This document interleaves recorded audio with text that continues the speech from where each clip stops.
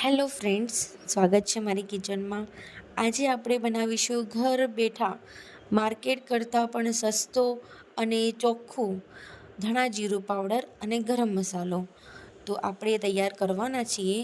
તો મારી વિડીયોને પૂરેપૂરો જોજો અને મારી વિડીયો ગમે તો છેલ્લે લાઈક કરજો, શેર કરજો અને સબસ્ક્રાઈબ કરજો. તો ચાલો આપણે હવે બનાવવાની શરૂઆત કરીએ. તો સૌપ્રથમ મેં અહીંયા 1 કિલો જેટલું જીરું લીધું છે. જીરું લીધા પછી હવે આપણે એ જીરુંને ચોખ્ખું કરવાનું છે. એટલે આપણે એને પહેલાં એક મોટા વાસણમાં લઈશું અને આપણે એને સાફ કરવાનો છે. તો હું તમને અહીંયા થોડુંક ખાલી બતાવું છું કે મેં અહીંયા સાફ કરવા માટે એક મોટો થાળ લીધો છે. તો એમાં મને સાફ કરું છું. એવી રીતે હું એ જે 1 કિલો જીરું છે, 1 કિલો જીરું બધું હું સાફ કરવાની છું. તો મારું અહીંયા થઈ ગયું છે. હવે મેં અહીંયા આખા ધાણા લીધા છે. આખા ધાણા અહીંયા 2 કિલો છે. તો એ ધાણાને પણ એવી તરહ જ હું પહેલાં સાફ કરીશ, મોટા વાસણમાં લઈને. સાફ કર્યા પછી એ બંને આપણે ગેસ પર શેકવાની જરૂર નથી. તમે ગેસ પર શેક્યા વગર પણ તમે ઘર બેઠા તમે મસાલો તૈયાર કરી શકો છો. તો આટલો બધો મસાલો હોય તો તમે ગેસ પર શેકવાની જરૂર નથી. તમે ગેસ વગર પણ કરી શકો છો.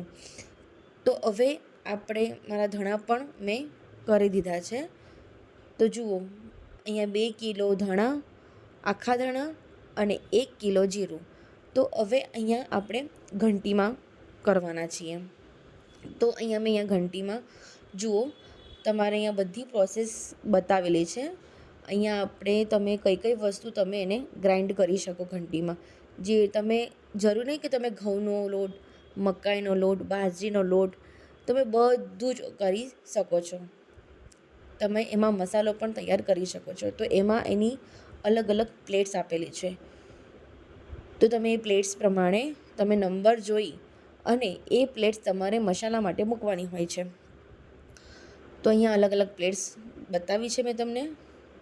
જે તે ઘઉંનો લોટ છે, બાજરીનો લોટ, મકાઈનો લોટ, તમે લાડવાનો લોટ પણ કરી શકો, મસાલા તૈયાર કરી શકો.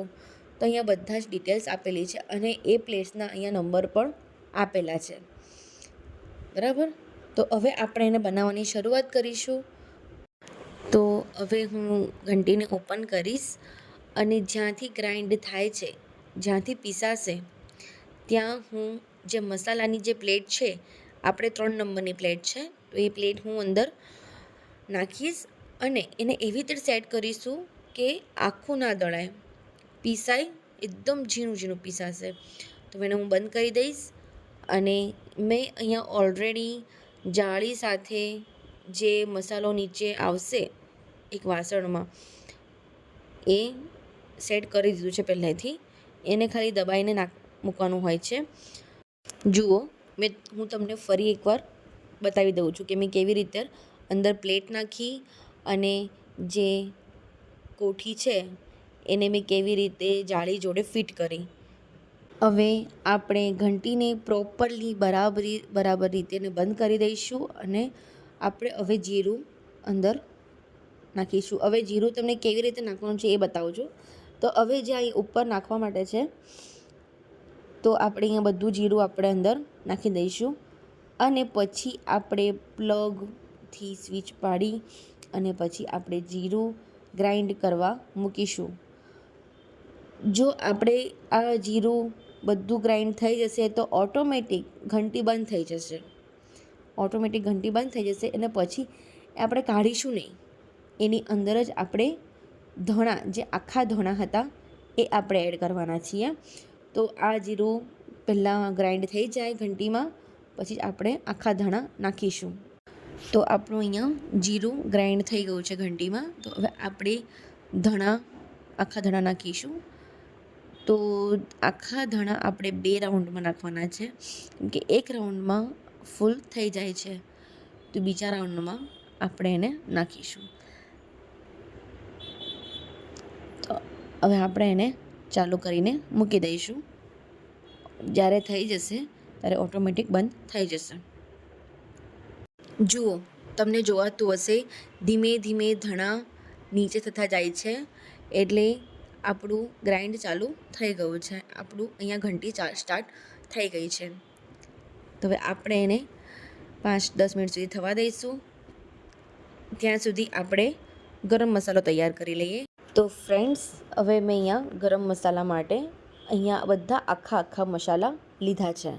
તો સૌ પ્રથમ મેં અહીંયા દાલચીની, પછી ચક્રફૂલ, સહજીરા, જાવિત્રી, મોટી ઇલાયચી અને લવિંગ અને મરી લીધા છે. તો હવે પહેલાં એને ગ્રાઇન્ડ કરવા માટે હું અહીંયા બધા મસાલા એક વાટકામાં, એક બાઉલમાં એનો એડ નાખી અને બધા એક બાઉલમાં મિક્સ કરી દઈશ. મિક્સ કર્યા પછી જ એને આપણે ગ્રાઇન્ડમાં નાખીશું અને એને ગ્રાઇન્ડ કરીશું.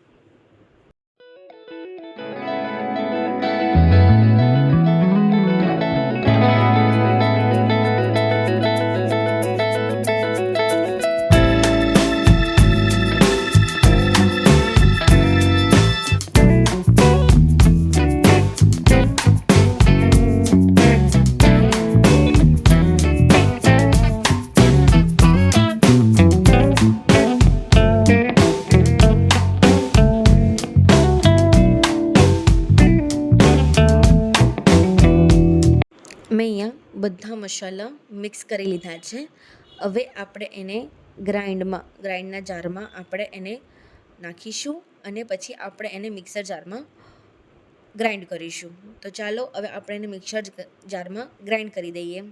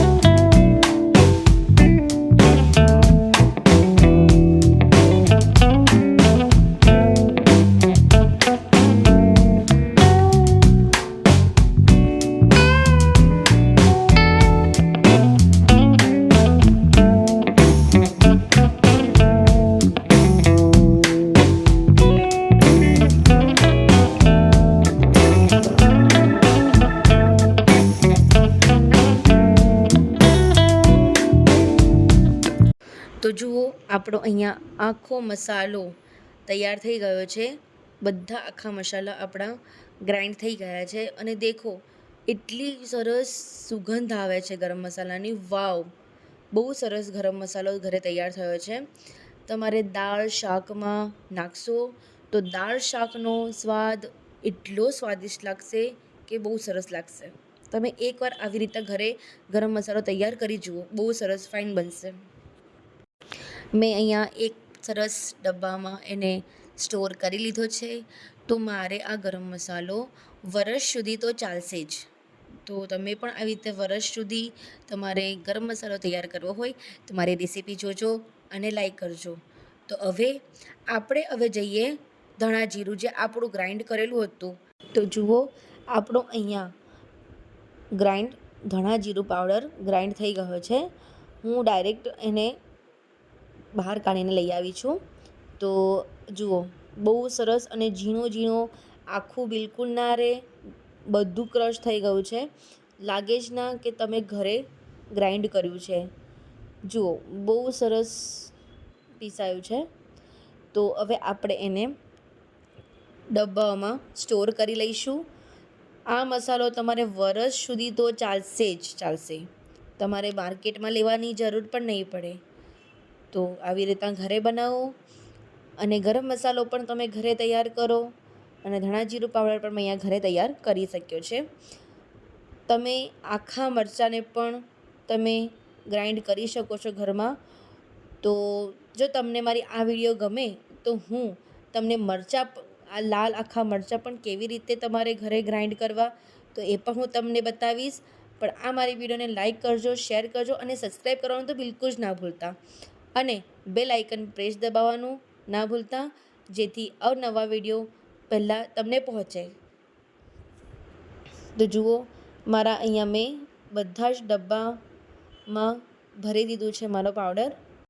તમે પણ આવી રીતના ઘરે પાવડર બનાવો અને ગરમ મસાલો પણ ઘરે તૈયાર કરો, જે તમારે માર્કેટમાં લેવા બિલકુલ નહીં જવું પડે અને તમને ઘરે ચોખ્ખો અને સસ્તો પડશે. તો મારી વિડીયોને લાઈક કરજો, સબસ્ક્રાઈબ કરજો. Thank you.